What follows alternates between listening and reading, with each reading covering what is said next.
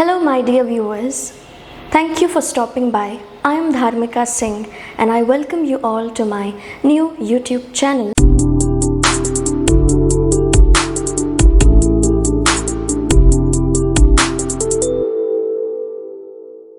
The purpose of this channel is to take you all into the intriguing and fascinating world of English literature.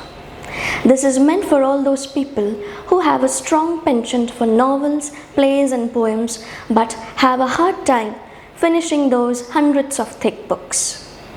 My channel is also going to be quite useful for all those people who are aspiring to crack UGC NET English literature. I'll be covering all the important topics necessary from the UGC NET point of view. For this purpose, I would need your tremendous love and support to grow and to keep creating more and more of such productive content. I request you all to like, share and subscribe to my channel if you love my content. Now, for today's particular video lecture, I've chosen one of my favorite English playwright and poet, Sir William Shakespeare's remarkable piece of work, Hamlet. In this video, we shall be understanding a few key points related to the play.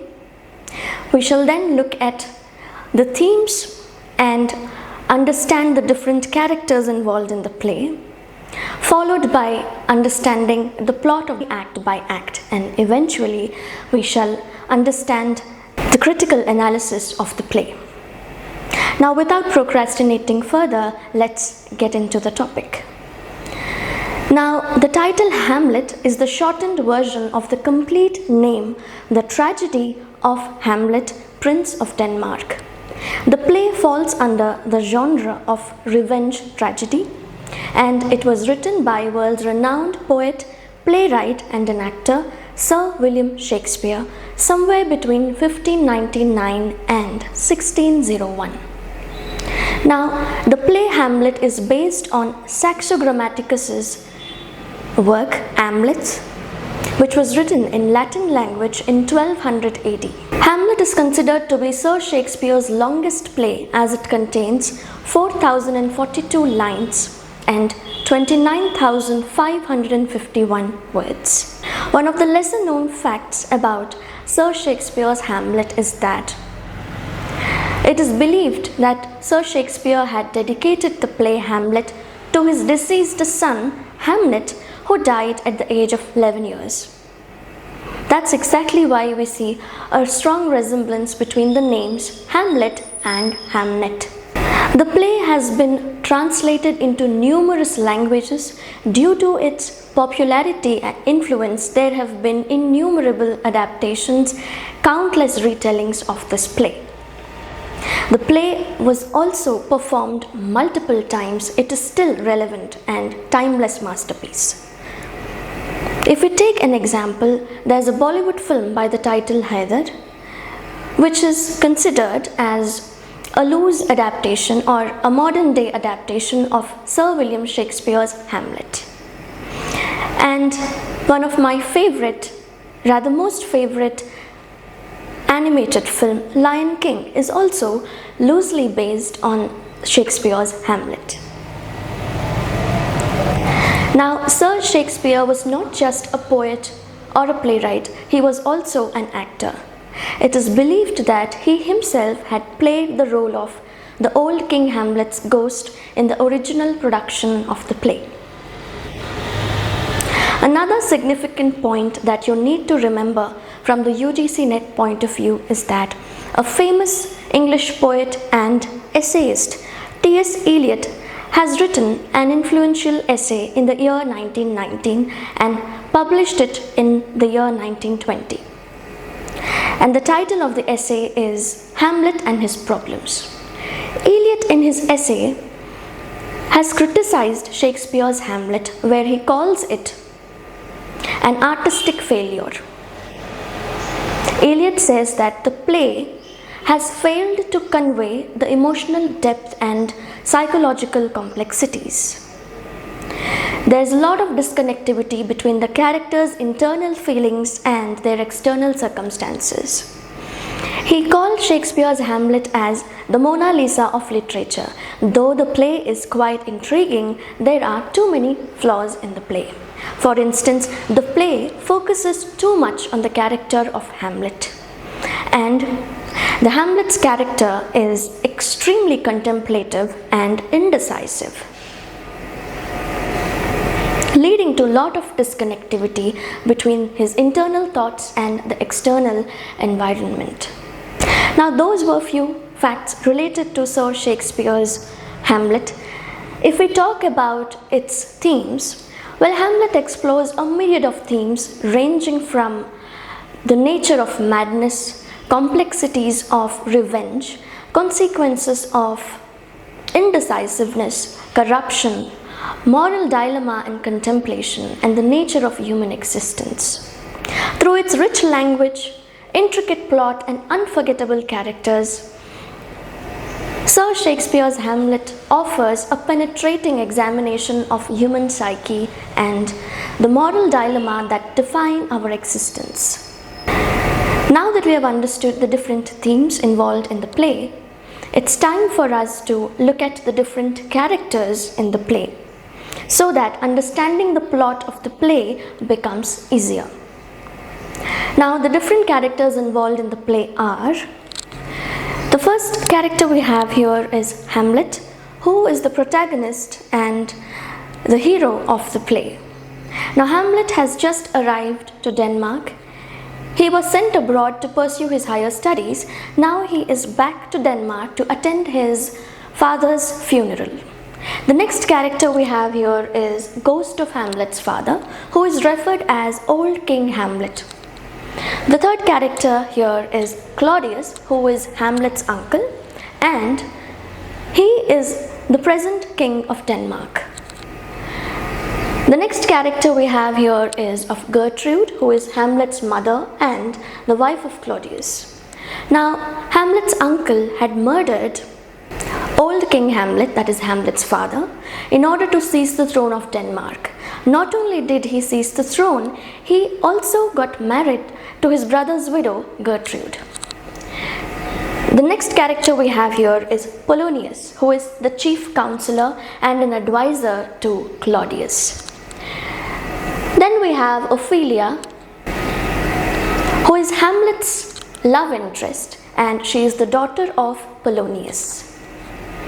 The next character is Laertes, who is Ophelia's brother and Polonius' son.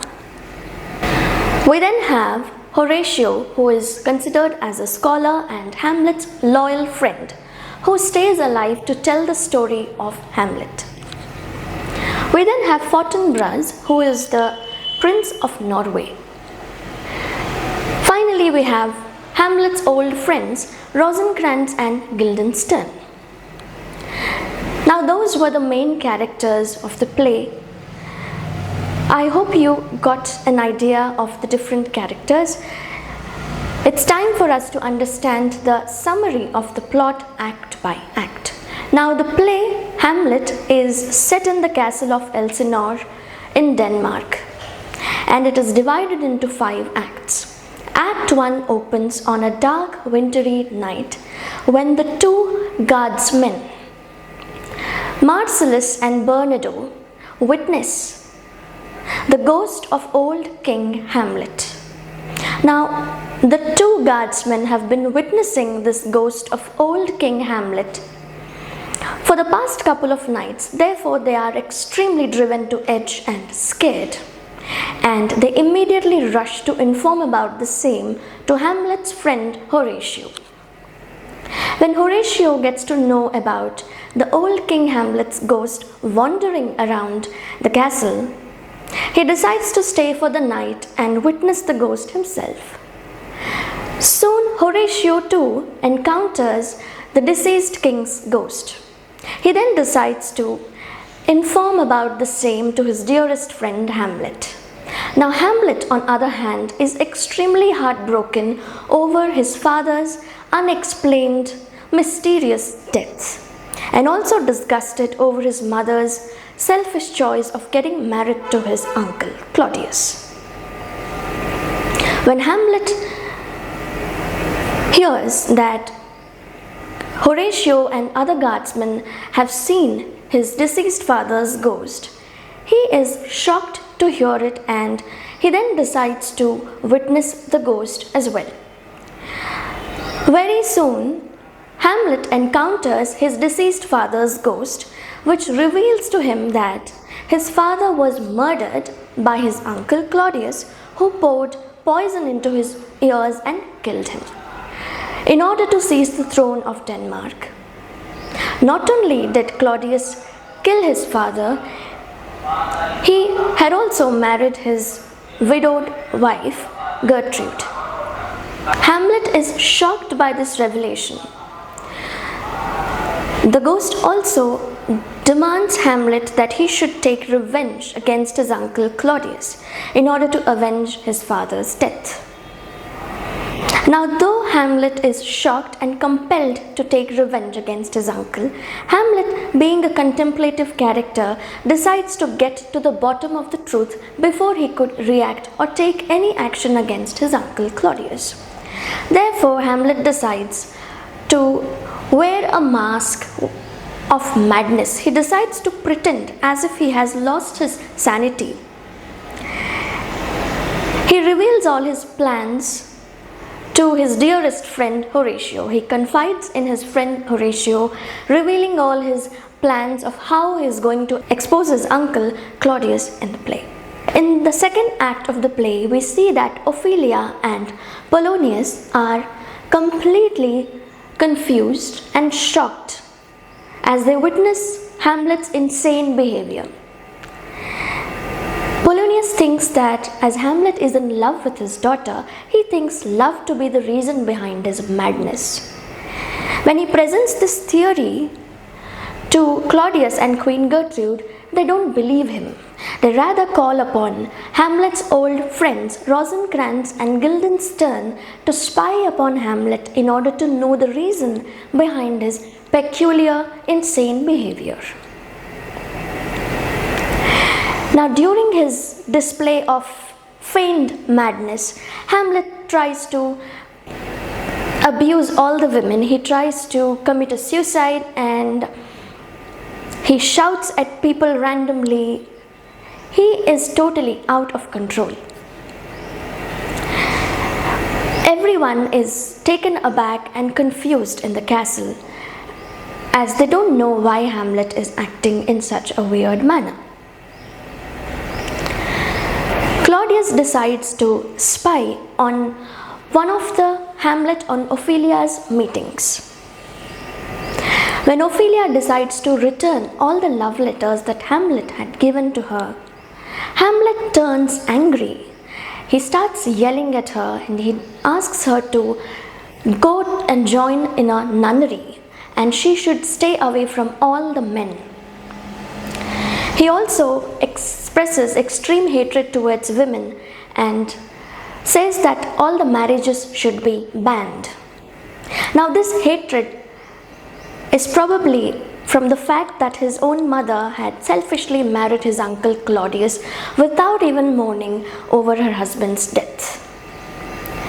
When Claudius and Polonius witness this meeting of Hamlet and Ophelia, they get to know that Hamlet was not in love with Ophelia and he was just pretending to be mad.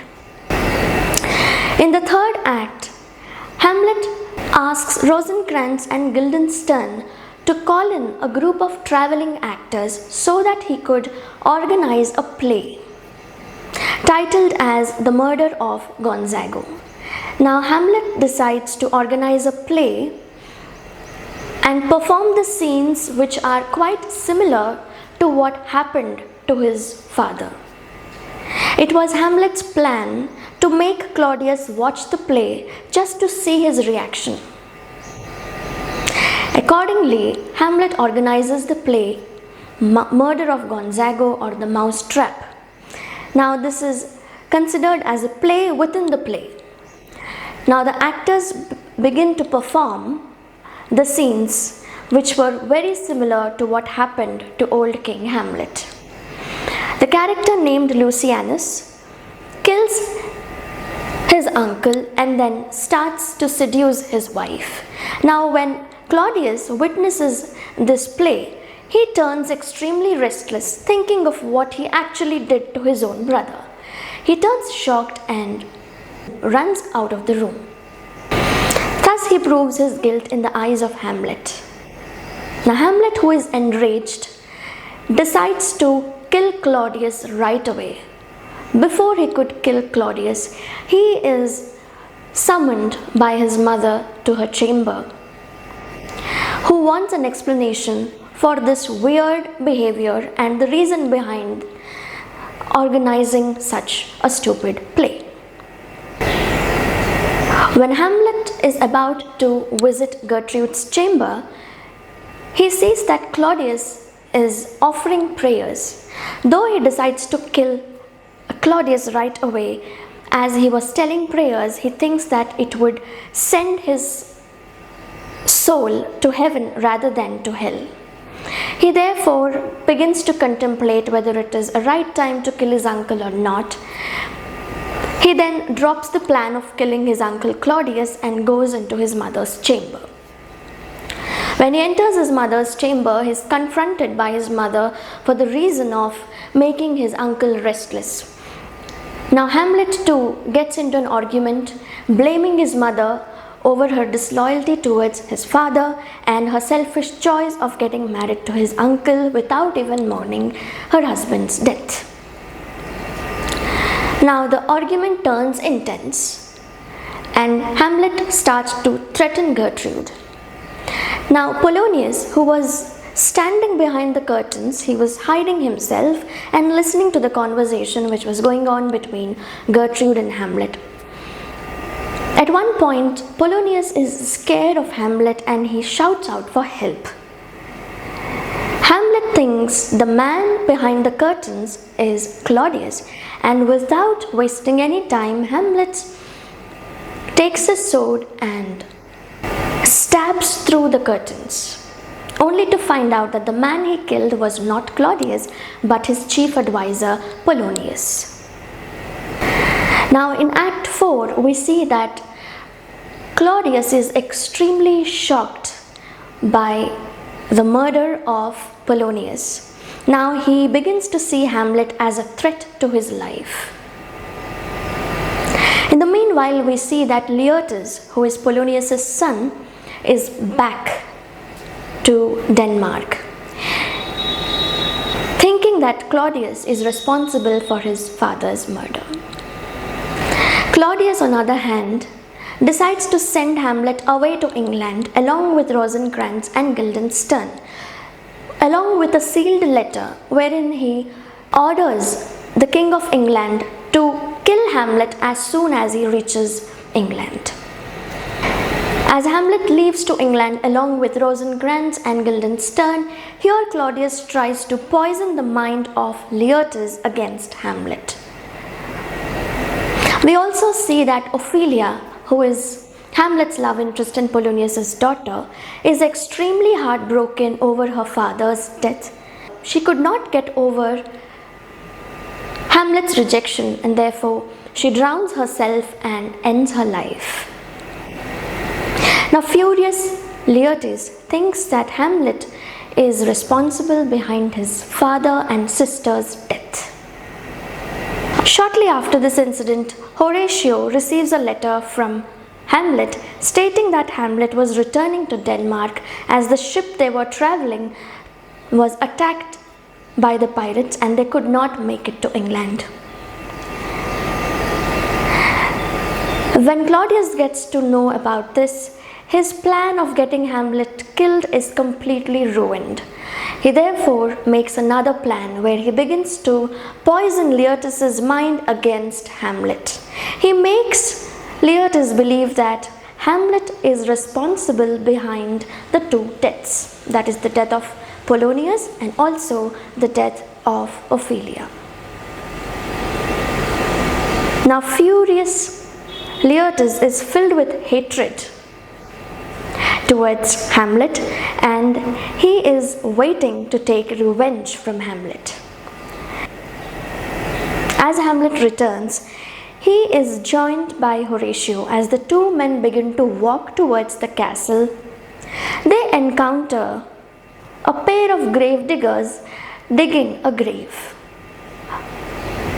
When Hamlet inquires about the grave, they reveal that the grave was being dug for Ophelia's dead body.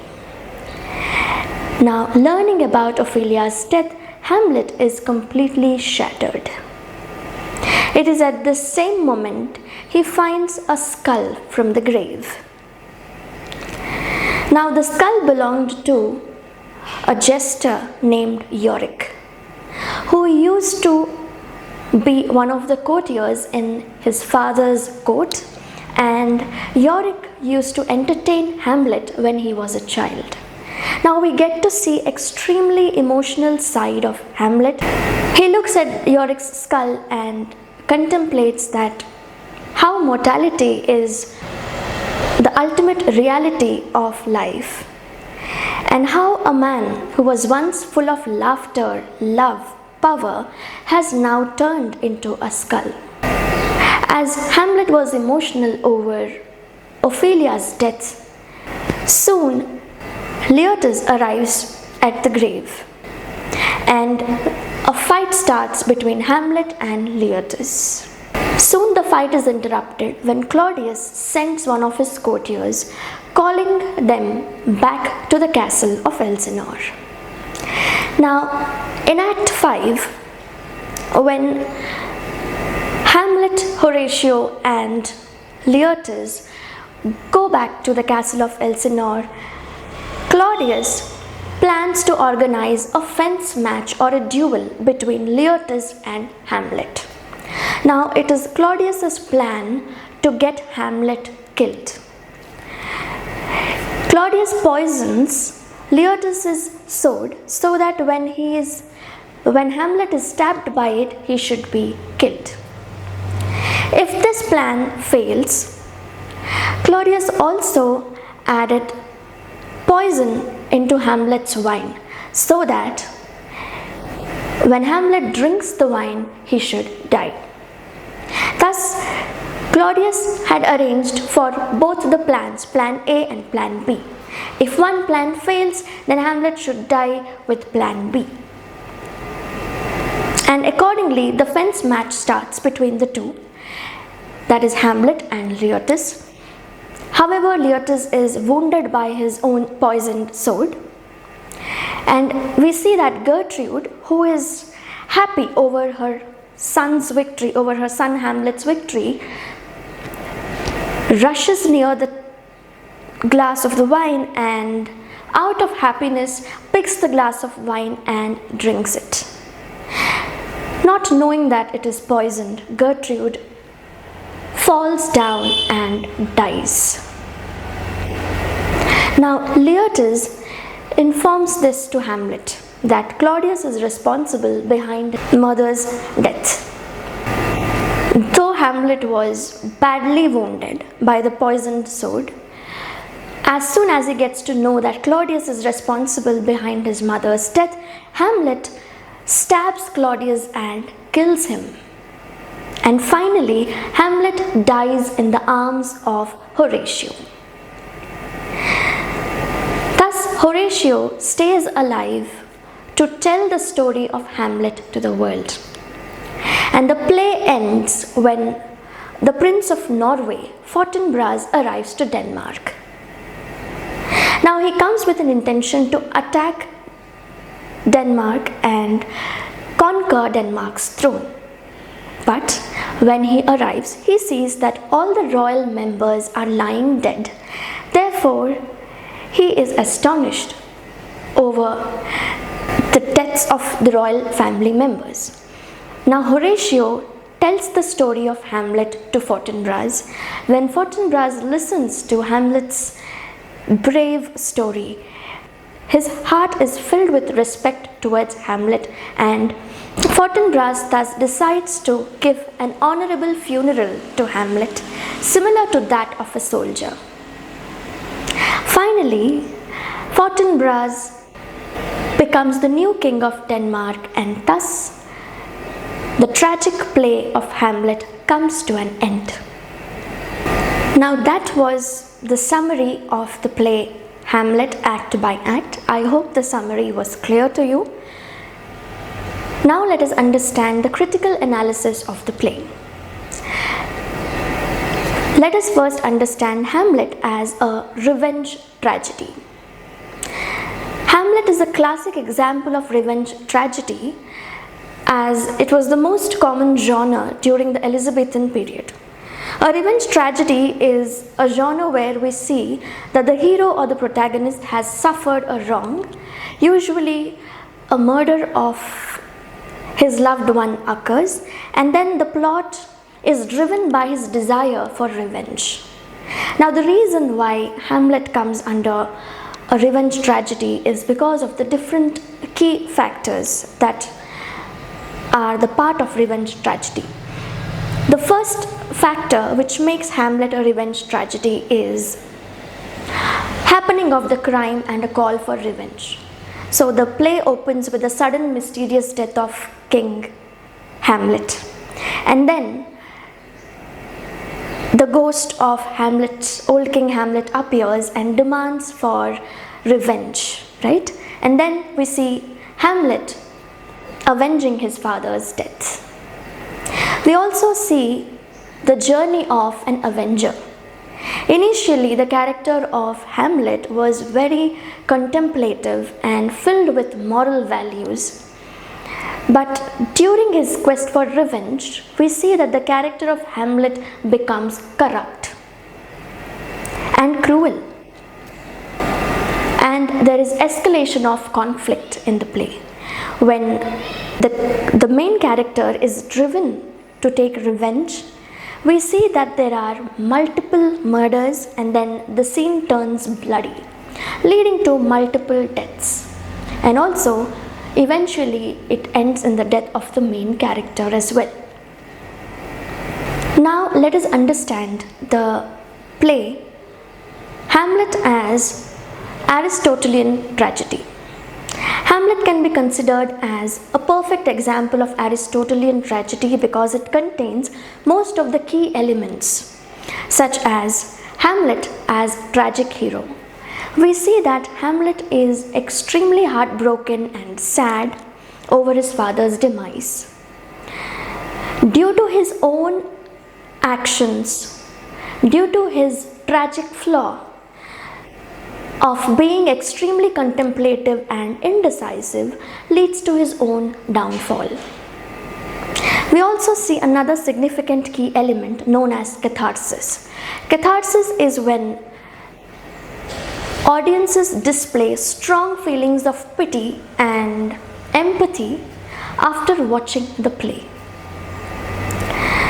It's all because of these factors. Hamlet being a tragic hero, Hamlet being or having a tragic flaw of being extremely indecisive, stuck in the moral dilemma of whether to act or not, or whether it's the right time to act or not, results in the delay of the action, and finally, due to his extreme passion towards revenge, causes his own death. It results in his own tragic death. Thus, due to all these factors, Hamlet becomes a great revenge tragedy. So that was all for today's video lecture. I'll be meeting you soon with another part of this video. If you liked my content, do not forget to like, share and subscribe to my channel. Until then, stay tuned. Goodbye.